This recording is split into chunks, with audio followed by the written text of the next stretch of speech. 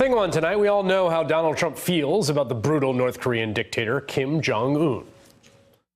I got along very well with Kim Jong-un, and really well. We get along.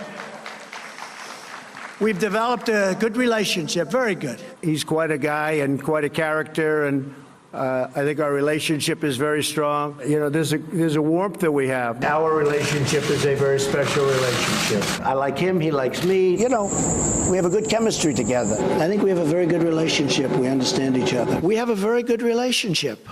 He likes me, I like him, we get along. He wrote me two of the most beautiful letters. We go back and forth, and then we fell in love, okay?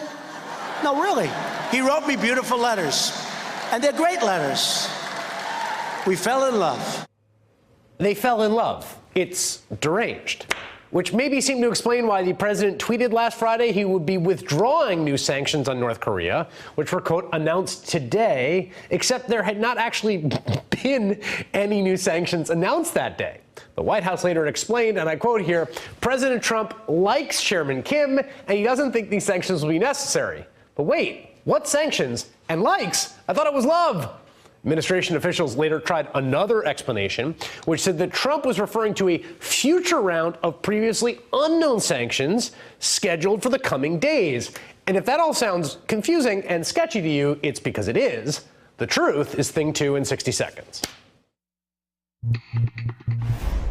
So President Trump sparked massive confusion last week with this tweet. It was announced today by the U.S. Treasury that additional large-scale capital S sanctions would be added to those already existing capital S sanctions on North Korea. I have today ordered the withdrawal of those additional capital S sanctions.